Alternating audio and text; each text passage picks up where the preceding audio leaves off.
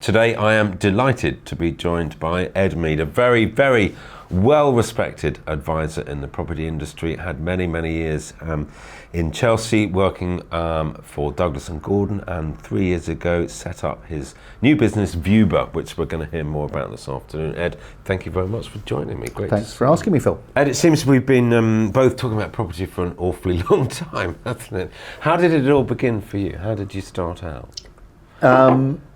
Well, like a lot of people, I failed at what I first wanted to do. Right, so did I. Yeah. So I wanted to be a mechanical engineer. Okay. Spent far too much time messing about at Bristol University. Got booted out. Yeah. And a friend of my father's was a partner at Chesterton's, which in those days was an old-fashioned partnership. So I went to...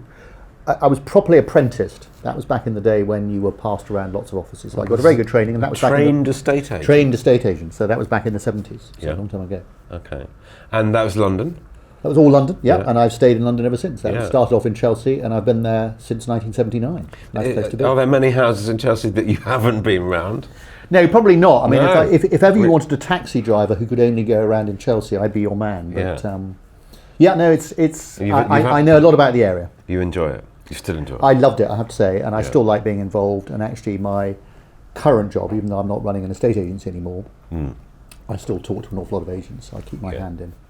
What would you say over the course of that time have been sort of the major events or the highlights, significant moments that have affected the housing market in town?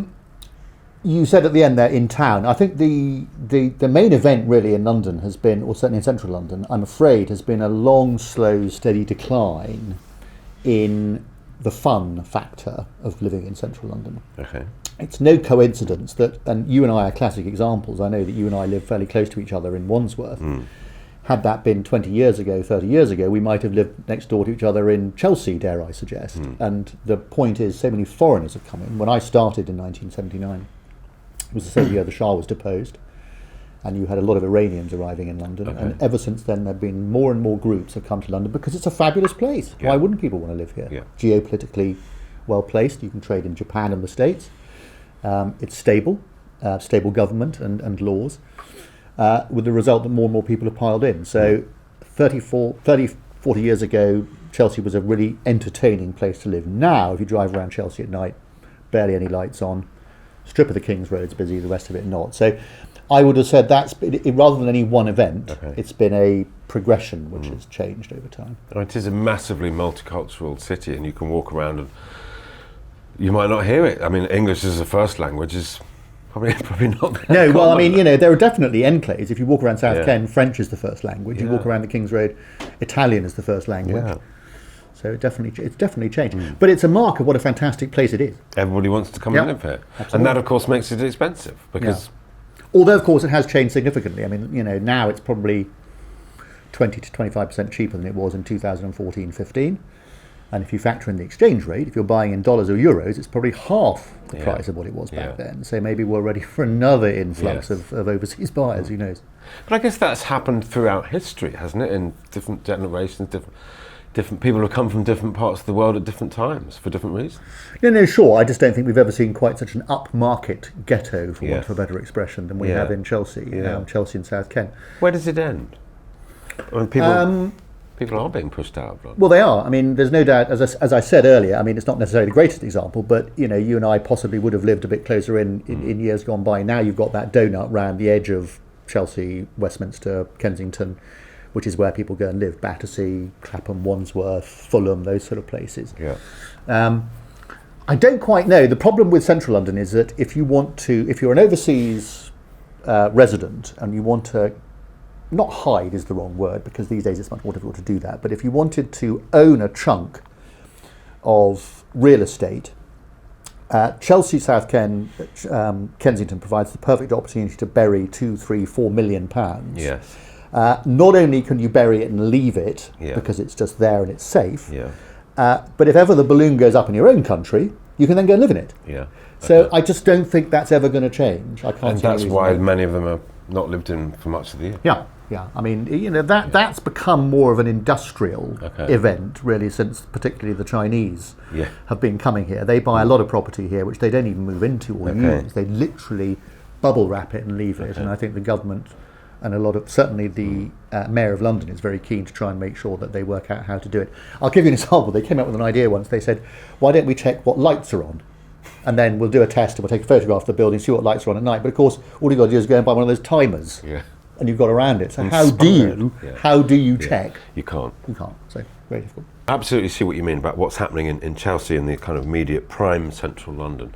But that's had a knock-on effect, not just through Fulham and Wandsworth and Putney, but actually out into the sort of commuter zone as well.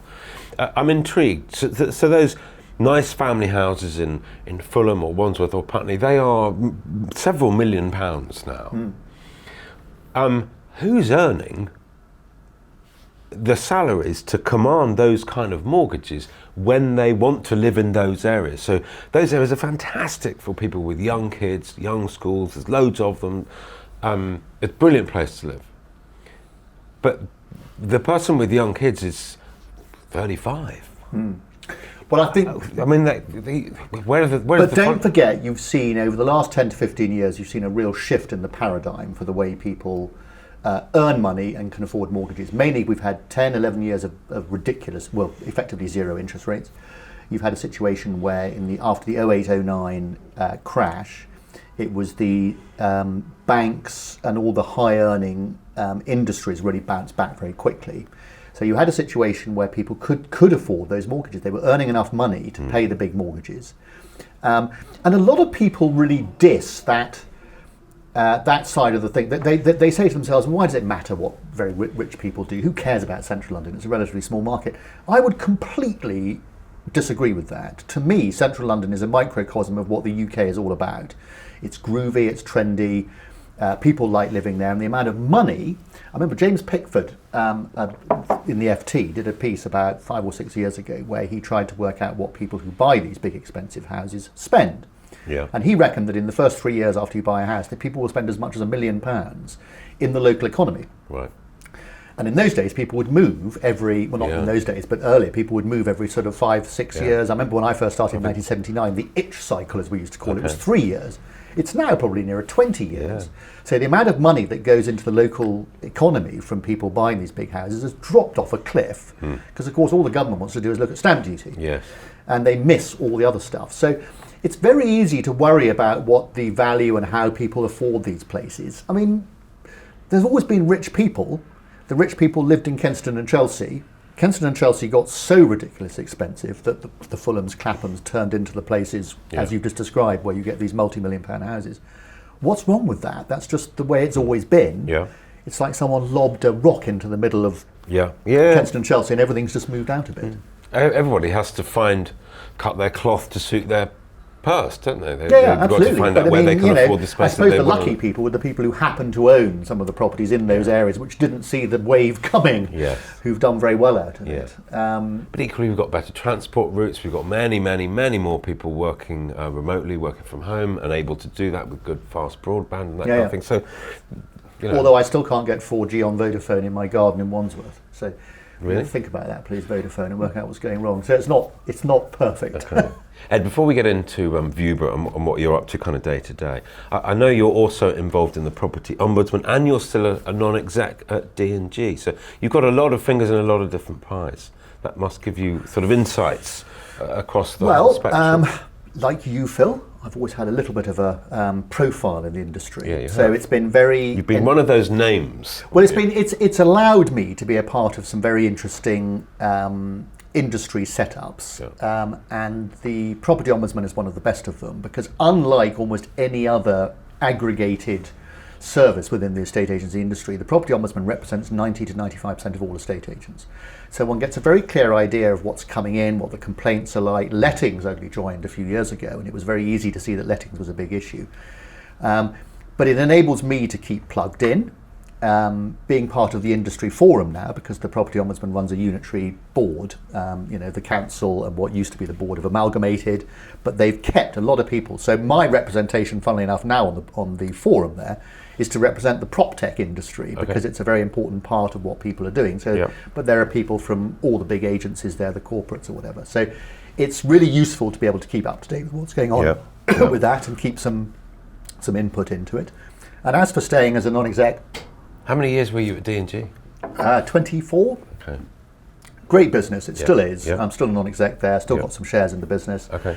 And it enables me to keep a very clear idea of what's going on. I mean, actually, funnily enough, D&G was a very interesting business because they got sort of 5 offices in central London, but the vast majority of them are in that donut we were talking about. Yeah.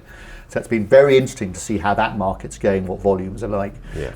And D&G was started as a lettings business in 1958, so it has a huge lettings book. So, and of course, we all know that having a lettings book is what keeps a business valuable these days. So it's been a fantastic way of keeping plugged in. And you commentate on the market. I mean, you're very vocal a lot of the time, and you're not afraid of calling it the way you see it. Well, yes. I mean, I find my current job working, obviously running Viewber, means that one's got to be quite careful how one commentates sometimes because, and it wasn't the case before, funny enough, when I was at D&G, but now I've got all sorts of different customers.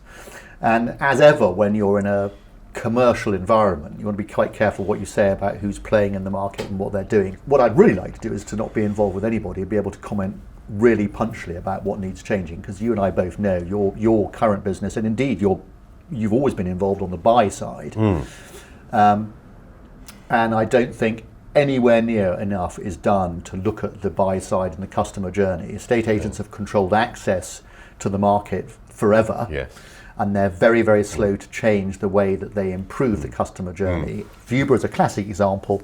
If I had a Purple Brick style budget, I'd do a £10 million advertising campaign on telly to say, if you ask your estate agent whether you want to go and buy a property or not, do you want to see it at a weekend? If the agent says no, ask them why they're not using Viewber. But and then every time they say they want to see a property, they can't get into it, the agent would say, oh God, I better use that Viewber app. I don't have that budget. I have to market to the agents and to the supply, to the people who supply the agents. And they're quite slow to change. It's always struck me that the model of estate agency was set up hundreds of years ago by the only people that owned any property, so they naturally set up a system to suit themselves, and you're absolutely right. They do control access to the market, they control access to information a lot of the time. But yes, people want to view property when they want to view property. It might not actually be when people who's selling the property want them to see it. But no, but I think it'll change. The average age of a first-time buyer, we all know now, is well into the 30s. And most people who sell properties are older than that, so they're used to that system. My kids are 26, a little bit older than yours. If they're lucky enough to start buying, when they get to buy, they are not going to want someone to say no. They're used to doing everything on WhatsApp or online. They're going to want to do things when they say, and if people say no, they'll just go on to the next thing. They don't. People don't wait. We don't stand in line. We don't wait on hold. If you want it, you want it. You just want to get it done. And that's getting. My kids are classic millennials or whatever the hell the expression is, and they want it when they want it. They don't want to be told to wait. Let's chat about Viewber. So what? How did it come about? What was your initial motivation? Did it come to you in a middle of the night? No, it did come to me in a field, but it was a specific issue in the Douglas and Gordon. Douglas and Gordon was well known as a good service agency, but we still had issues at weekends. Each office had one Saturday employee. Their diary was normally full by Tuesday, so we had a huge number of people that were just being denied the ability to get into a property at the weekends. Our staff were mostly pretty senior and very good. They didn't want to work all weekend, 7 days a week. It wasn't a Foxton-style operation, which is, no, you work 7 days a week. So, can I ask, did you ever think about just take Monday off? Well, I mean, that's was that a discussion? Perfectly sensible. We did have those discussions about working flexi hours and all that sort of thing. But agents, as I say, they tend to work within the systems that they've been used to, and that sort of change is quite significant. But you never know. I mean, that certainly makes sense. But people still don't want to work at weekends. The older people tend to have families, they want to do things at weekends. And equally, increasingly, I was finding that people wanted to see things on a Saturday or, heaven forbid, a Sunday, because a lot of people these days, particularly if they're couples... 8 o'clock at night. Well, yeah, absolutely. Or 7:30 in the morning. Absolutely, but at a time which suits other people, not the agent. And so from my perspective at D&G, I was looking at this, and I was walking actually in a field in Dorset with my wife, and she said, come on, there must be one's always trying to think about the next big idea. And I said, well, weekend viewing is a pain. I wish we had some sort of pool we could dip into and out of to book staff when we need them. And she said, that's a really good idea, we should do that. And then I met my business partner, Marcus DeFranti. I met him I've known him for years, but met him, told him about the idea, and we trialled it in early 2016 and then went on from there. For the benefit of people watching who don't know Viewber or haven't heard about it, just in a nutshell, Just describe to me. Well, what we've done is effectively now develop a network. It's currently over 7,000 people in every single UK postcode that estate agents or property managers or lettings agents, auctioneers can book online to go and open a door or do an inspection when they can't get there. So it's like having your own freelance weekend staff, really. We were discussing earlier how some of the more upmarket agents, if you go and see one of their properties, you'll probably get a local farmer's wife or whatever showing you around. It's exactly the same thing for every estate agent being able to book it. And how do they access the property? How does your Viewber turn up to a property they've never been before?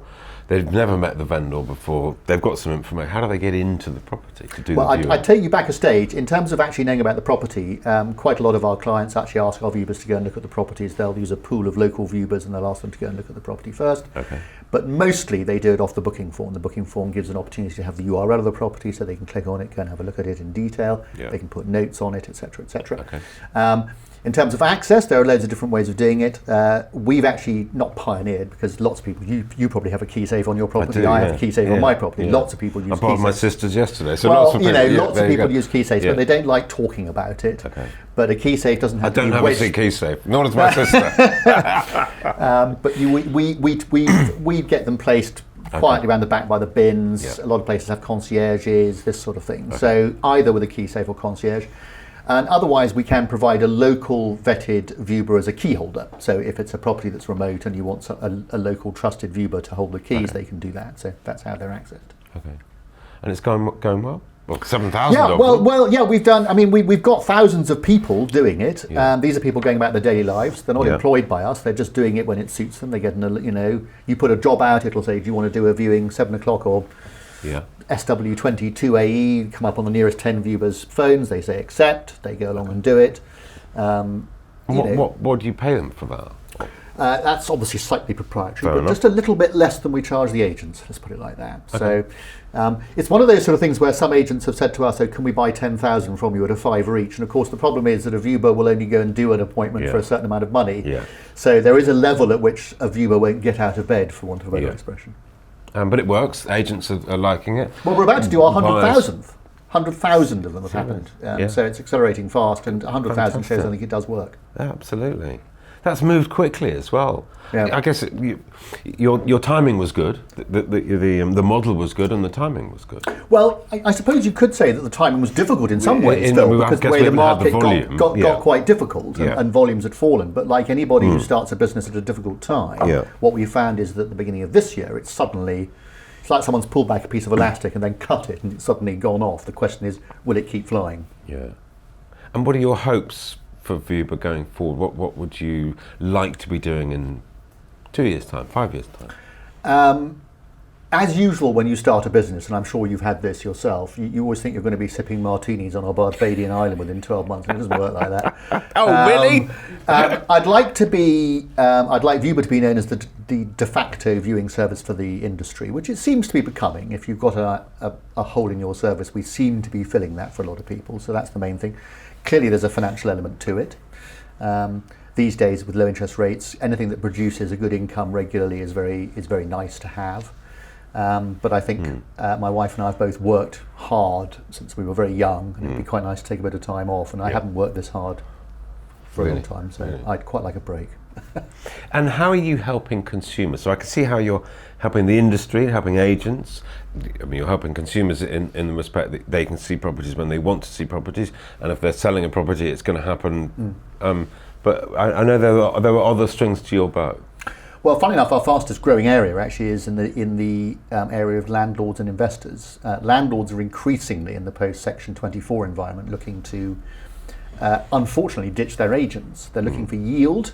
You better just explain the Well, the Section 24 is taxation changes. So landlords are finding that their relief on their mortgage payments, their wear and tear allowances are being taken away, so they're being squeezed. It's been deliberately made harder. It's been deliberately made harder, ostensibly to professionalise the industry. But actually, I used to be on the Bank of England panel, and their big panic was that if they put interest rates up, all the landlords would head for the exit and create another 08, 09. That was their original.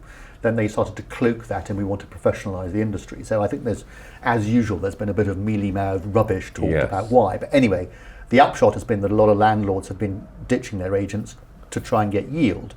So and a lot of investors equally are, the investment market in the UK is getting bigger and bigger, but it's tends to be out of London. So a lot of investors these days are based in London. They're looking at properties in Manchester, Leeds, whatever it is, to try and get some yield. And what Viewber does is one of our services is to provide a report on those properties. So if someone's thinking of travelling, and we get a lot of inquiries from abroad, Hong Kong, the States, they can simply book online a report. So our Viewber will pop in and either check that what the agent says is true. So, So Chappie who working for a bank in New York thinks he wants to invest in Leeds, doesn't know anything about Leeds.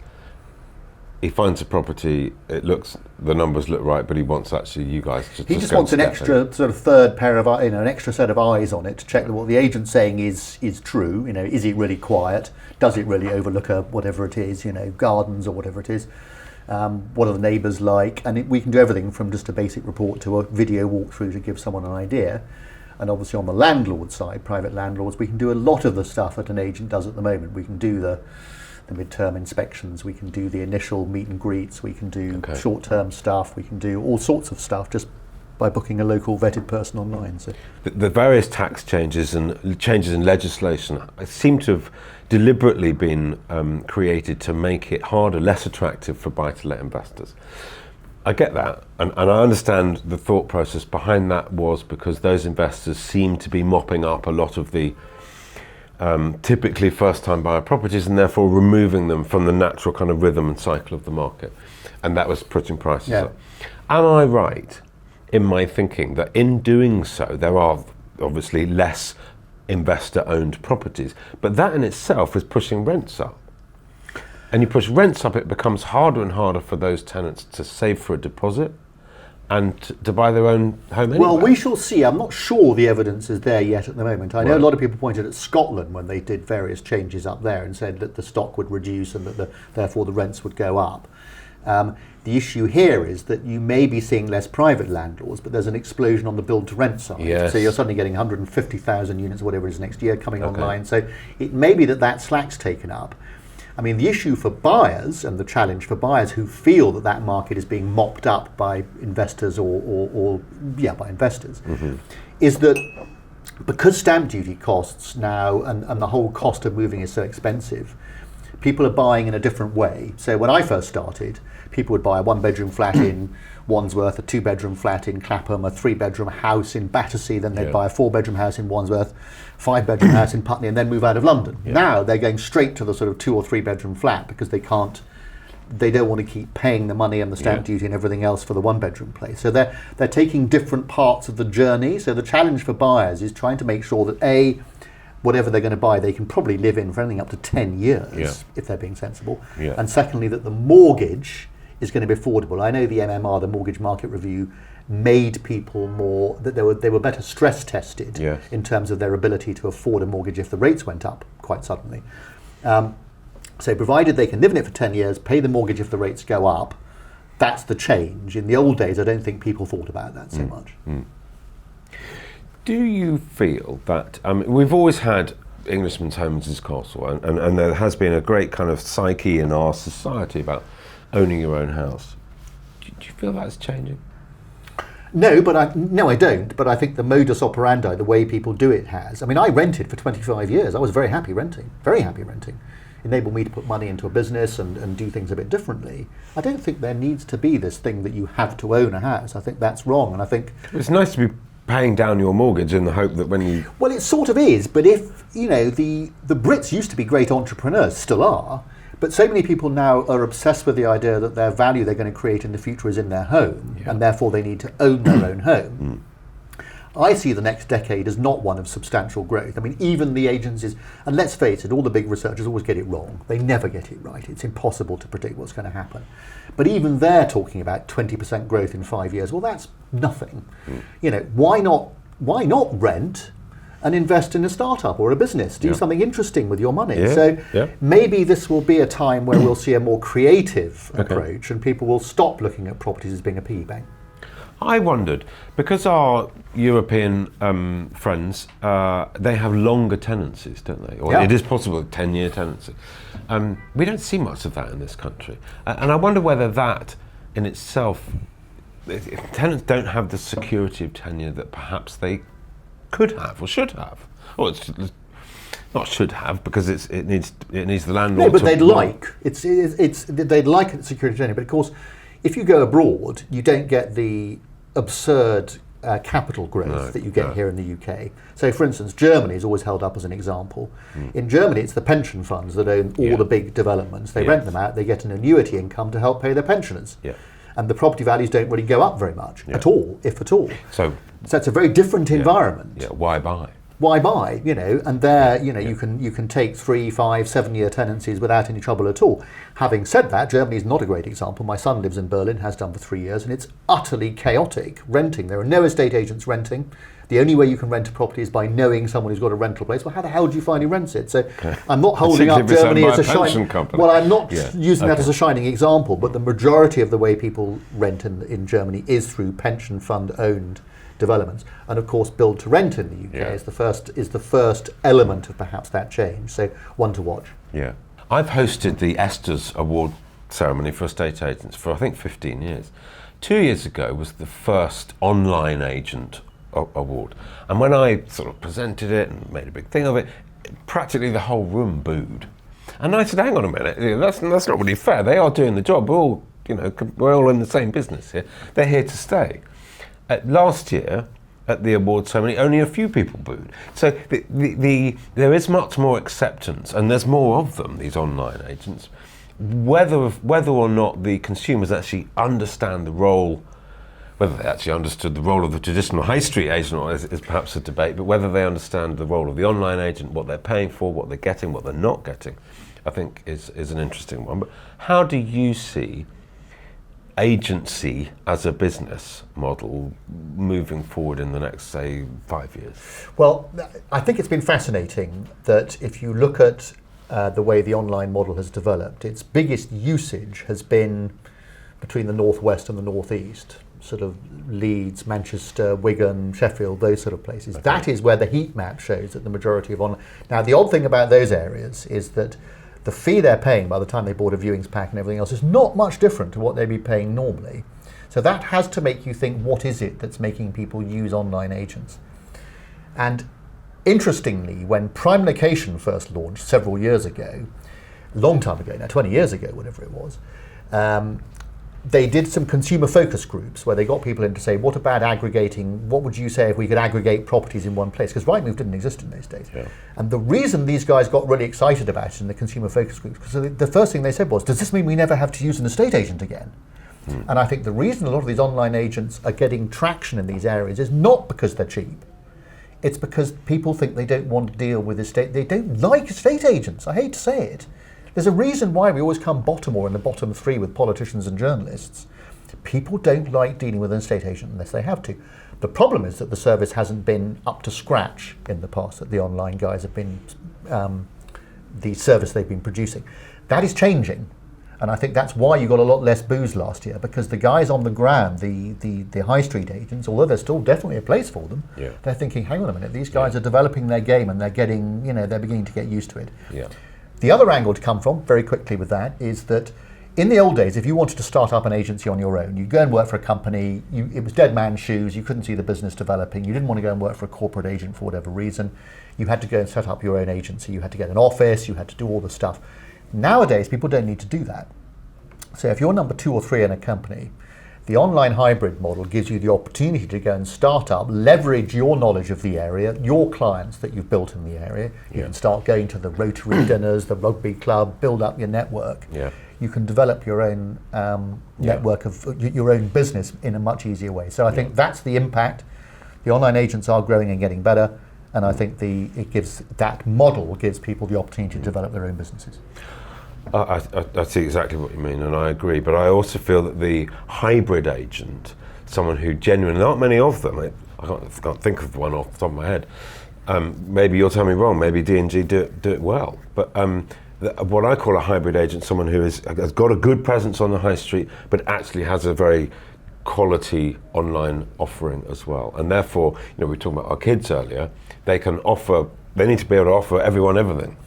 But I think that's right. It's quite an expensive it's quite a significant investment to be able to do both properly. It is, and really people who, I mean, Countrywide was the classic example where they went too far down the one route and they didn't get it right, and it created huge problems for them, as anyone who's listening to this will know. But I do think the agencies are struggling to know how to offer a cheap service, because if they offer a cheap service, people will expect they'll expect the good service but pay the cheap rate. So I think it's a very, very difficult, from a really, estate agents live or die on their reputation for providing a service, and that's what they need to concentrate on. Buying and selling a house, or selling a house, which is what the estate agents do, the biggest transaction of your life. And you need good people around you, and if you've only done it couple of times, actually you're not very experienced at it. Well, it might look easy, and I think that's what people struggle with. It might look easy. I just called the agent and he walked somebody through the door and they paid the price, and now I've got to pay him 2%. Yeah, well, it's not easy, because you and I both know there's a huge amount of legal mumbo-jumbo that goes on behind, and really the big change will come when the solicitors change the way they operate, and you can buy a property at the touch of a button. Now that isn't going to take, that's going to take a long time to happen. It's like turkeys voting for Christmas. The solicitors saying, we're going to move to a completely blockchain-based, whatever it is, so everyone can pull information immediately, put it together in a pack, and buy straight away on the touch of a button. If the mortgages can be done the same way, so that all the information can be propagated very, very quickly, if you could buy a property at the touch of a button, why would you need an estate agent? And that is going to drive the change, I think. Now, you still need the agent to introduce, to broker the deal, to agree the price, but actually what you're talking about, I've always believed, it's got to be possible. The banks want to lend the money, the information's out there. Yeah. Two solicitors need, the information exists, press the button, is everyone happy? Right, go. Yeah. So I think that's what will drive the change. Until then, estate agents will still be marriage counsellors, legal representatives. They'll have to know a bit about all of it, and they will always be a part of the business. It's just a question of how big a part they'll have. Ed, thank you for your time. Absolutely fascinating, as I knew it Thank would you, be. Phil. Great to see you.